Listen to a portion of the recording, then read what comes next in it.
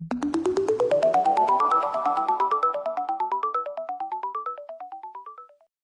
going to start with a PowerPoint presentation, and then I'll show you a live version of the puzzles. In today's presentation, it will be a short PowerPoint showing a few of the ways that I have come up with to create puzzles and ideas that I have thought of with how puzzles can be enjoyed. Then everything that you see in the PowerPoint I've actually made. So then I'll show you what they look like in real life.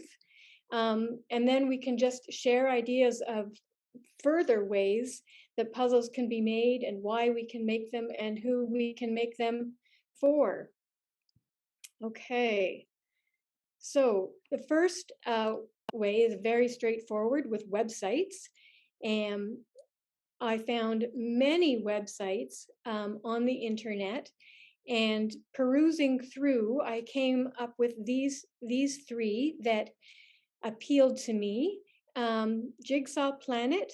I like Jigsaw Planet because you get to choose the shape of the puzzle cutout that you want to use, and that was unique to that website. The Jigsaw Explorer, the nice feature about the Jigsaw Explorer is where on Jigsaw Planet, it caps out at 300 pieces. With Jigsaw Explorer, you can make it up to 500, 600, 700 pieces. So you can really have quite a challenging puzzle. And then the jigsawpuzzle.com, the feature that I appreciated about this site is that you can make it an icon on your computer. And so if puzzles are something that you really enjoy doing, you can put it onto your desktop and access it quite quickly. What I'm going to show next is the middle option, Jigsaw Explorer. And so I'm going to open that up. This is the website. Featured puzzle, the daily mystery puzzle. This says Friday because Friday is the day I made the bookmark. There is a daily puzzle. You can browse all of the puzzles that this website has. You can upload your own photo from your pictures on your computer and create it into a puzzle. And you can play the same puzzle with several different people. I'm going to do this puzzle, and we can see one more thing.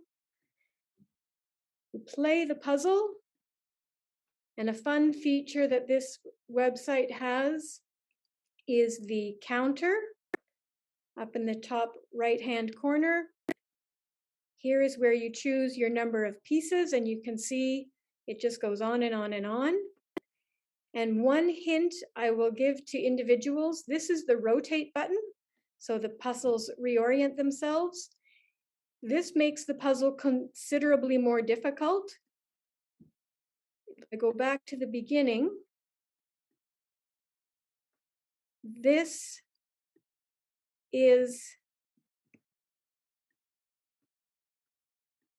edge piece, this is the bottom edge. If I were to rotate this, then I have to rotate it back to get it in the right place for the puzzle. I hope that makes sense. At any rate, it's a lovely website. It's fun to play with. And I am going to stop sharing the screen and go back to the presentations. The next way that I came up with for making puzzles are using images. And by images, what I mean are taking a personal photo and printing it from your computer and then cutting it up, or getting it printed, blowing it up and cutting it up, or taking a meaningful image from a book that you don't mind cutting up and simply cutting it out and cutting it up, or copy it, blow it up, cut it up, or take images from books that you find at the thrift store, like a coffee table book, um, a thrift store, a garage sale, anything that you don't mind destroying the image in the effort to make a puzzle. The tools that one needs to do this are the marker to trace out your pieces, your cut pieces, and then any way to cut them out, depending on how the shape that you use and how finely detailed you want to make your cut pieces. Whoops. All right. So this is a photo of myself and my boyfriend. We were out on a bike ride and stopped at this beautiful place. It's called High Park. That's sort of beside the point. At any rate, I printed this photo, I blew it up, and I laminated it because I'll be using these over and over again. But I did that. It's blown up, it's been laminated. And then the squiggles on the back here, these are the shapes that I cut out, that I cut this photo up in order to make it into a puzzle. And so I'm just going, what I'm showing is step by step. This is another photo from a book that I got at a garage sale. It's meaningful to me because of the flowers and the gardening, and that's important to me. But this is another way that one can make the cut pieces, and I've partially cut them there. With this puzzle, I cut it into strips, and then I cut the strips into different shapes. And then finally, this is another thrift store book. And so there's the whole image, and there are the puzzle pieces completely cut up, ready for the puzzle to go back together. So that's the way you can take an image and create puzzles. One of the things that I really like about using an image is that depending on how you want to use it, it can be really, really personalized. And so you can, if you're going to give it as a gift, you can personalize the image, you can personalize the cut shapes, you can personalize the number of pieces. And to me, that is quite an appealing thing. You can create it for yourself. It was surprisingly difficult to put the puzzles back together that I made. So it was fun. It was fun to make the puzzle, and then it was fun to put them back together. As I said, give it as a gift. Cutting up images that you can use with a grandchild or grandniece or nephew or any children in your life. Really nice way to spend some time. And then if you're a caregiver for someone, it is a way to get a very personalized means of engagement with someone that you're looking after, like an elder parent or just an elder adult in your life. So that's another way that these puzzles can be used and fun. Okay. The next category that I have is what I call mix and match. And with mix and match, you can use absolutely anything. I chose clothing because clothing, I really like clothes. And they're just outfits are fun for me to play around with. So what I did is, again, at the thrift store, I found old patterns and I cut the front of the envelopes. I laminated them, and then I cut them all up. So these are I cut them into tops and bottoms on this page, and then I put them all back together. I have a few more tops than bottoms, but then I just put them back together. And it's just really fun to make different outfits. This kind of is appealing to me. So the same idea, using any other kind of item, any other kind of image that easily can be easily split in half. And then when you put it back together with different tops and bottoms, the image still makes sense. And I suppose you could do tops and bottoms, you could do left and right side, you could do diagonals, but they have to be able to go back together in a mix and match way that makes sense. So that's the mix and match idea. And when mix and match can be fun is creating for a child or an adult or a senior who really enjoys simple activities. Great teaching and learning tool. And also, if you are looking after someone, it can be a nice way of reminiscing if you use images that can be cut up and mixed and match that are meaningful to that individual and that individual's past. Or just, with your friends. For example, those patterns that I cut up were from the 80s. So I could easily sit with a friend and we could reminisce about, the shoulder pad look that was ever so popular in the 80s. So means of reminiscing at any age. Okay, so the simple image cut into distinct pieces. What I mean by this is taking a really straightforward image and then cutting it into its individual pieces, and then you get to put it all back together again. What I used are applique patterns from quilting. So a friend gave me is a quilter. She gave me her quilting magazine. I took out these images, I copied them, and then I cut them up all into their individual pieces. And then I used those individual pieces to trace onto colored paper. From there, I cut them out. And what I did for efficiency's sake is I put a number of different colored papers together and cut out the images at the same time. And then you end up with this huge pile of different colored shapes. And then this is where the fun starts. You can put them back together in the original way, or, and I don't have a picture of this, but I'll show you, you can put them back together however you want.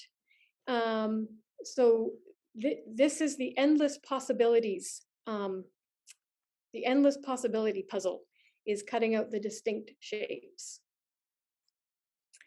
This can be a solitary activity.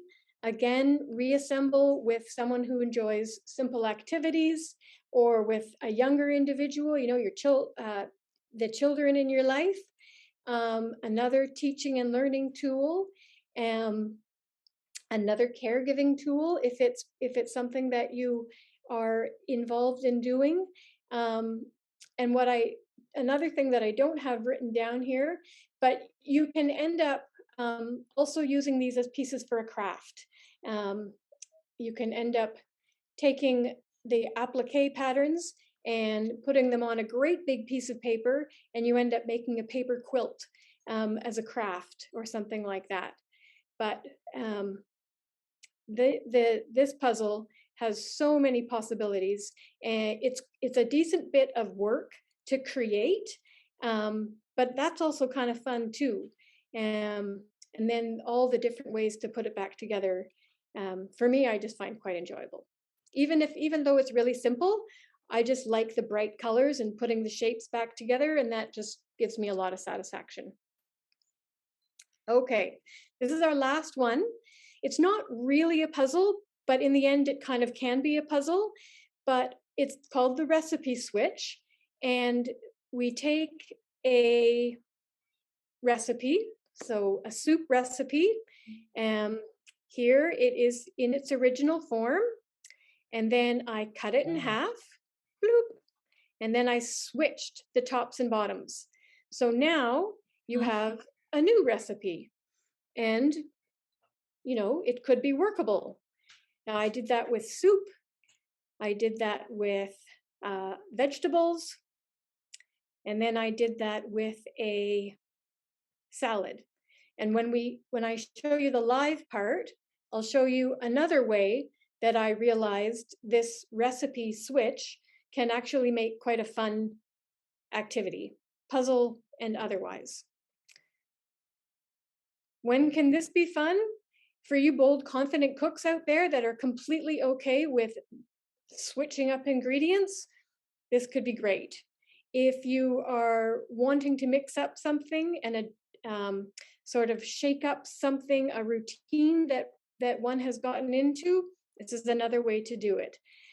If you feel like having a really goofy dinner and just sort of eat what happens, that's a possibility. And then finally, it could be a teaching opportunity. Okay. So now I am going to back up from the screen here and show you each of the puzzles that I have made.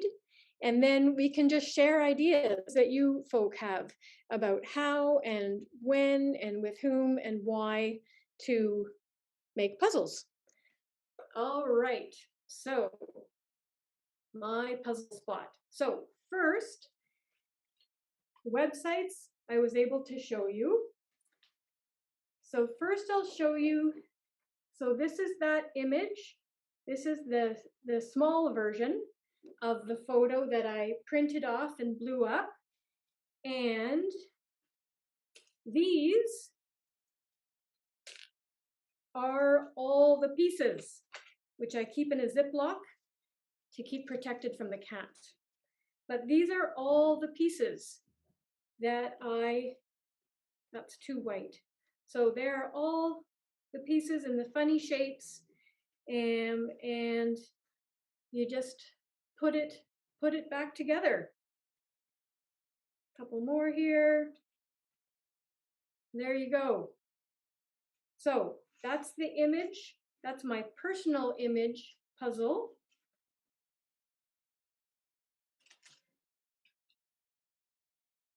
Then the image, the meaningful image from the book that I found at the thrift store. So what I did, I cut it out and then I blew it up. So when I'm going to be putting it back together, I have the image to follow, same as the picture. And here are my pieces for that.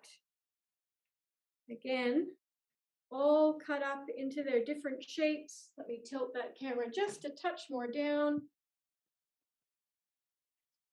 So all cut up into their different shapes. You can sort of see them laid out on the board here, and then I'll tip them up, and they're all different cut shapes. And I really had fun just making all the different kinds of shapes that I could think of. Rather than the traditional shapes, I just made whatever I felt like, which was fun. It let me be creative. Alrighty. And I would make different shapes. Each puzzle had a different cut shape kind of theme. And so then the last one, which is this one, the motorcycle guy. So if the flower box is all swirly and round, this one is all hard edges and angles, like this. Oops, that's just white. So all hard edges and angles.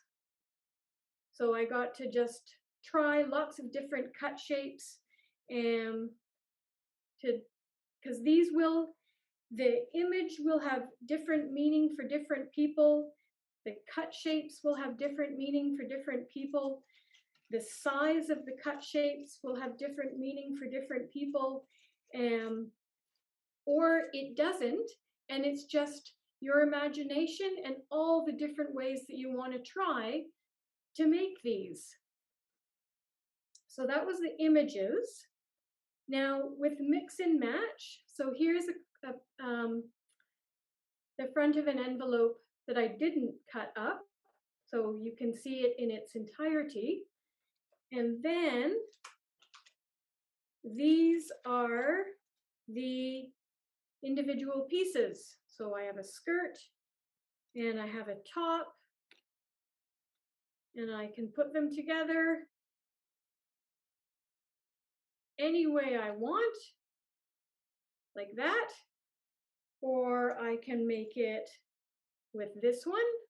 That's a bit too, there, I can do this. And some of it even looks good. Some of it looks funny, but some of it even looks good when it's different patterns. And so this, yeah, this is just another way to put things together. You can put this together. That one doesn't look so good. Anyway, you can mix and match just like that with any images that easily cut in half in some way and then can be put back together in a way that makes some sense. And then have fun with all the different ways that you put them back together.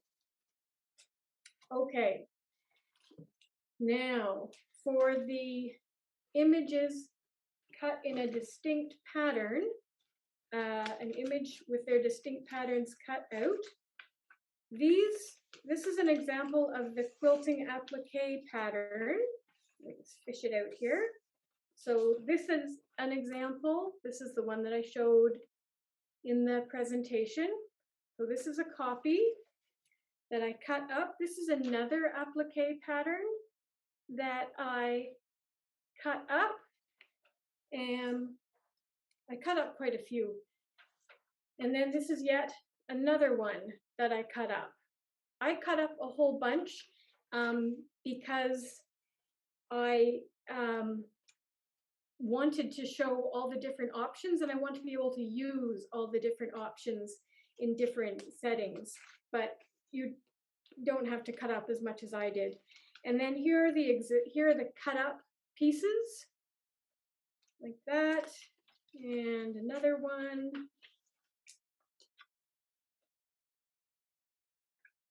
So like that. And then I used these and traced the outline of these onto the colored paper.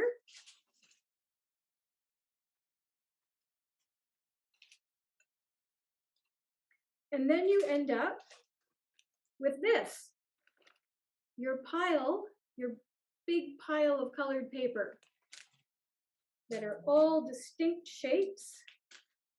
Pour out, and I hope you can see this. So, and then here's where the fun starts. You can put it back as the original, like I said earlier, or you just completely make it up. So you can have, just gonna move this a bit to the side, you can have your yellow stem and your green flower and your pink and blue leaves, and then you can add another leaf here, and then you can just keep going. And then you can add a flower box like this and like this, and you can add a yellow one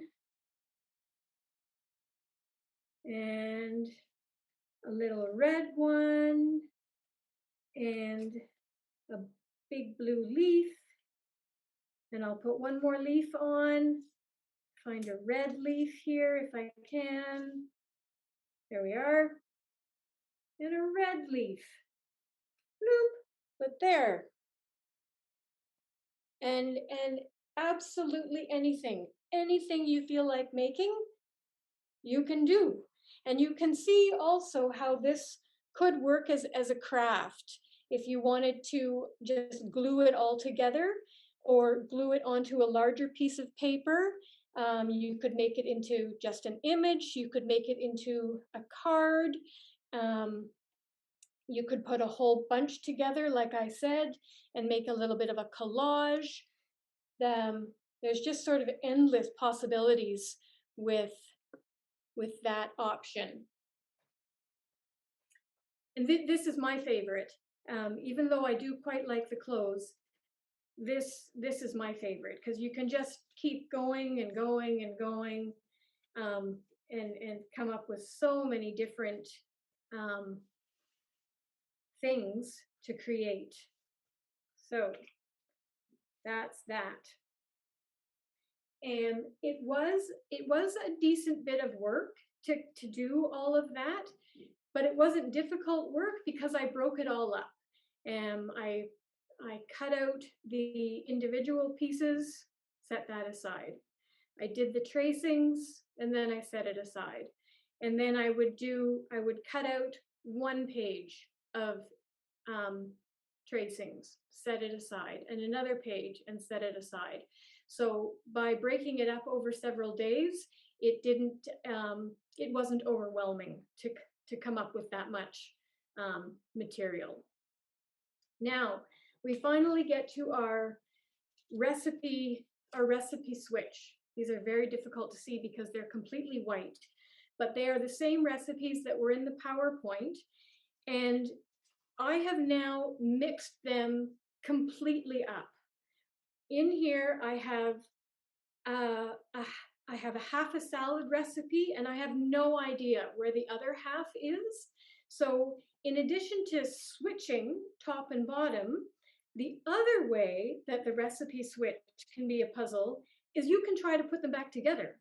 So, the chicken sesame salad, or whatever recipe you have, you cut it up and then you try to find its bottom, and then hopefully you've got the right recipe. So that's one way that you can use it if you get the tops and bottoms all mixed up. Or the other way is to not get the tops and bottoms all mixed up and just switch them like I showed in the presentation. And then for folk who are nice, bold cooks and nice, bold eaters, if you choose to just put them together however, either switched or just match any top and any bottom, you can cook it. And it might be good, or you cook it and you use all of your excellent cooking skills to further cook it and make it a nice edible dish. But anyway, this can be fun, especially if you are interested in ingredients, and enjoy seeing how they're all put together, and then putting them back together or putting them together in different ways. And that are the ways of making puzzles that I came up with. So I would be totally delighted to hear ideas that you folk have, you watchers have.